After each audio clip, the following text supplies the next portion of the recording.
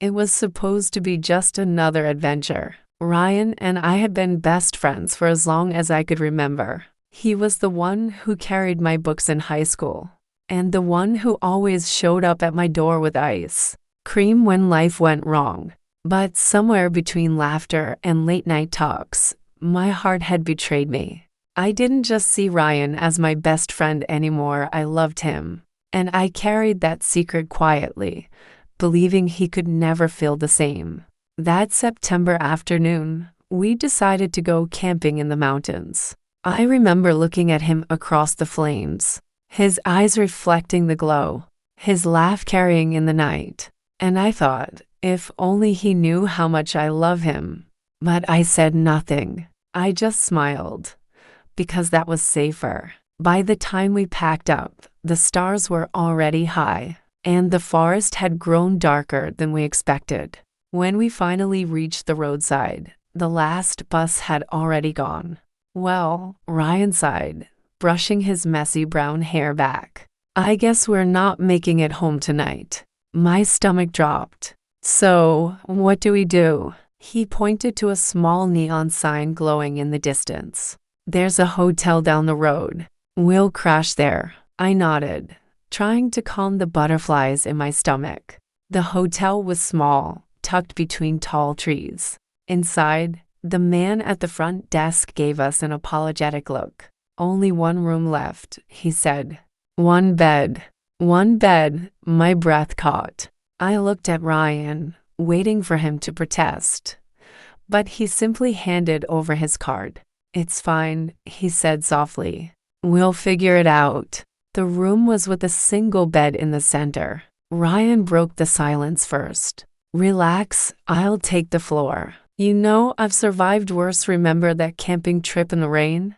I laughed nervously. Yeah, you nearly froze. Exactly, he smirked. This will be luxury compared to that. He spread his jacket on the carpet like a makeshift blanket. His kindness made my chest ache.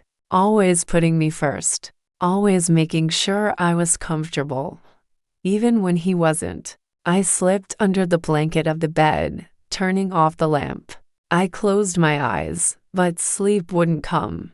My heart beat too fast, and my mind spun with thoughts I couldn't silence. The bed was no longer empty beside me. The warmth of someone's body pressed close. Ryan, I whispered. His voice was low, guilty. I'm sorry. It was freezing down there. I couldn't take it anymore. I'll just stay on the edge.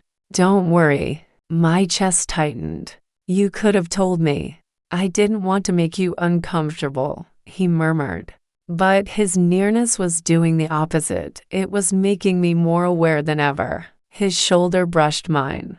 His breath fanned the back of my neck. The silence wasn't empty anymore. It was heavy, charged, trembling with something unspoken. Then, under the blanket, his fingers brushed against mine. A spark shot through me. His voice cracked. I can't keep this inside anymore. I know it'll ruin everything, but I love you. I've loved you for years. I turned sharply, my heart pounding. What did you say? He swallowed hard.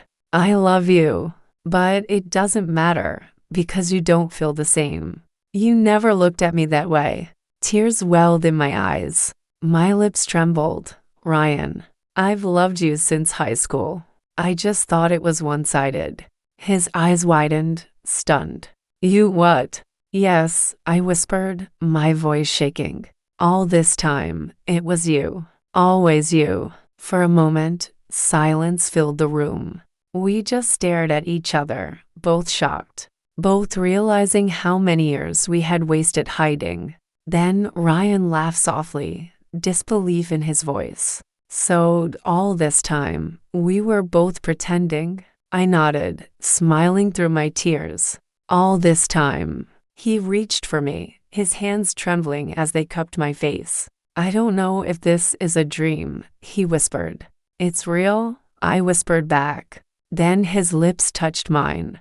Soft at first, hesitant. Then deeper, desperate, as if he had been waiting his whole life for this moment. My hands tangled in his hair. his arms wrapped around me, pulling me closer, holding me like a cage as if he couldn't bear to let go. Our skin brushed, sending sparks everywhere. His warmth consumed me, every inch of me alive under his touch. His hand rested at my waist, anchoring me, while his lips trailed softly along my neck. His breath mingled with mine, unsteady and urgent. Our lips pressed again and again. "God, I can't lose you," he whispered against my mouth. "You won't," I breathed, clutching him tighter. Every heartbeat, every touch, every kiss was full of years we had both kept hidden. In that small hotel room, under the hush of midnight, we became more than best friends. We became everything we had always been afraid to admit. Our skin brushed, sending sparks. His hands roamed gently, as if memorizing me, tracing every curve, every line, every piece of me he had always wanted, but never dared to reach for. We forgot words. We forgot reason.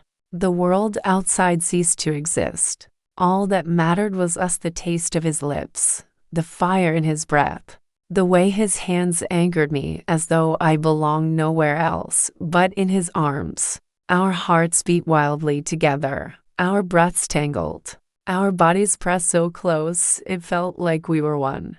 In that midnight silence, we gave ourselves to love completely, fearlessly. The sunlight spilled through the curtains, soft and golden. I woke to find him still beside me, his arm draped over my waist. "Good morning," he whispered.